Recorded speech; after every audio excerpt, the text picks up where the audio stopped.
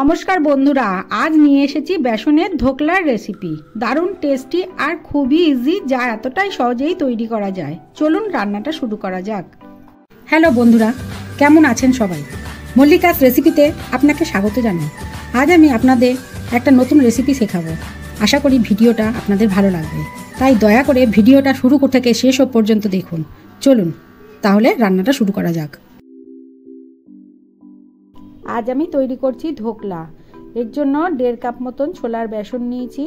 এটা ভালো করে ছাঁকনিতে চেলে নিচ্ছি। চেলে নিলে জিনিসটা সফট আর নরম হবে।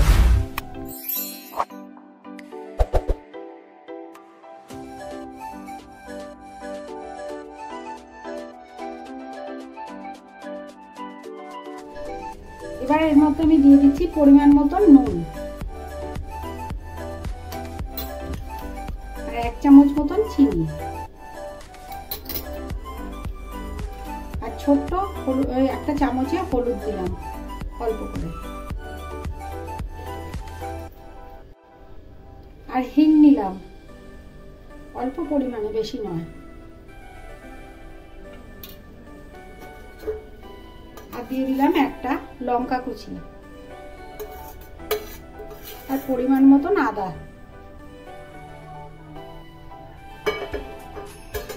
এবার আমি এটাকে হাত দিয়ে ভালো করে মিশিয়ে নিচ্ছি।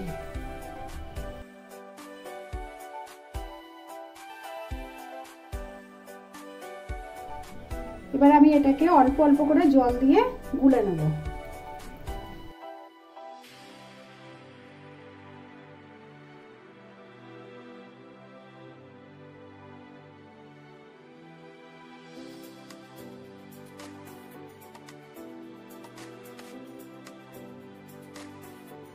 ব্যাটারটা খুব বেশি পাতলা হবে না, একটু ঘন থাকবে।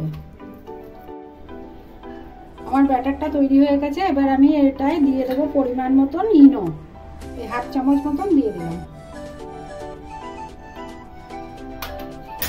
ভালো করে এবারে মিশিয়ে নেবো। মিশিয়ে এটা আমি 10 মিনিট মতন চাপা দিয়ে রেখে দেবো। দেখুন আস্তে আস্তে এটা ফুলে যাচ্ছে।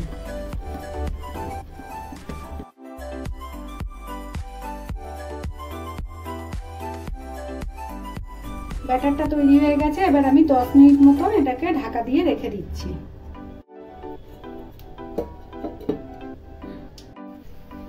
আমি প্রথমে কড়া বসিয়ে 1 গ্লাস মতন জল দিয়ে দিলাম।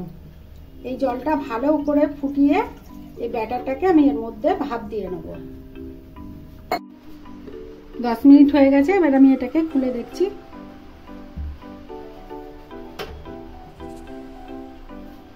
আমি এর মধ্যে 1 চামচ তেল দিতে ভুলে গেছিলাম। সাদা তেল 1 চামচ মতন আমি দিয়ে দিলাম।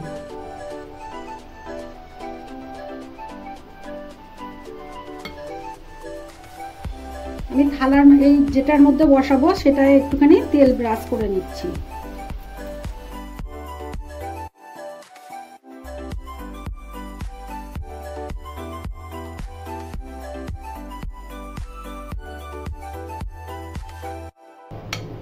এবার আমি এটাকে থালার মধ্যে ঢেলে দিচ্ছি।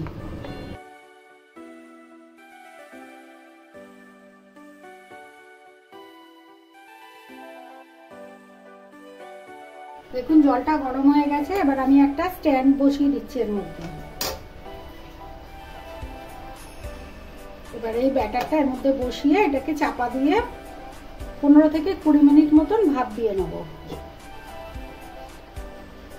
স্টিমটা আস্তে করে দেয়া থাকবে, না হলে ভালো হবে না। 20 মিনিট পর আমি এটা খুলে দেখছি এবার কেমন হয়েছে।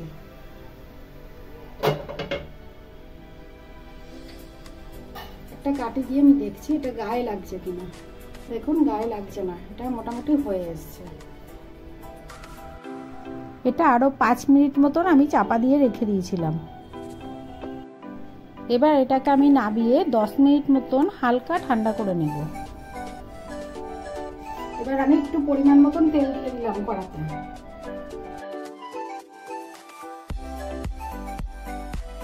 তেলটা গরম হয়ে গেছে। এবার আমি এর মধ্যে 2 সরষে ফোড়ন দিয়ে দিচ্ছি। আর দিয়ে দিলাম 2 কাঁচা লঙ্কা আর আর আমি দিয়ে দিচ্ছি 8-10টা মতন কারি পাতা।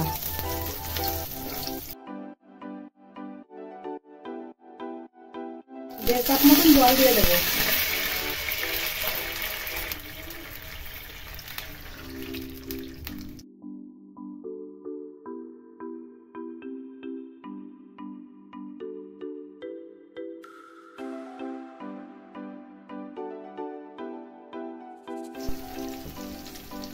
পরিমাণ মতো নুন দিয়ে দিলাম, আর 1 চামচ মতন চিনি দিয়ে দিলাম। এটা ভালো করে ফুটিয়ে নেব। এই সিরাপটাই ভালো টেস্ট আসবে।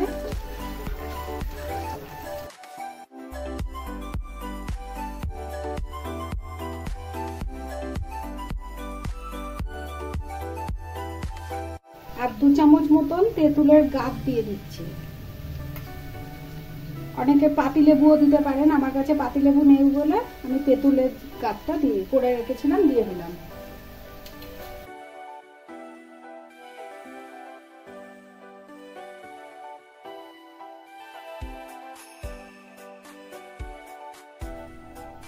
এটা ঠান্ডা হয়ে গেছে, এবার আমি এটাকে আস্তে আস্তে এর উপরে ঢেলে ফেলবো একটা প্লেটের সাহায্যে।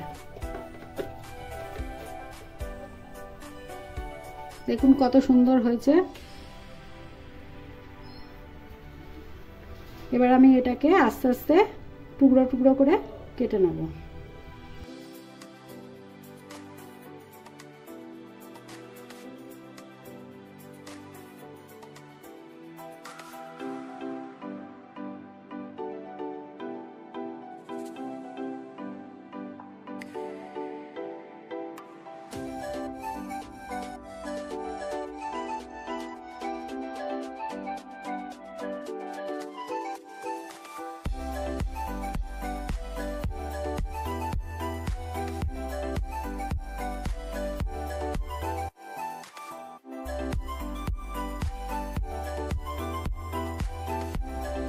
এই যে ইয়েটা বানিয়ে রেখেছি সিরাপটা, এটা আমি ওর মধ্যে দিয়ে দেবো।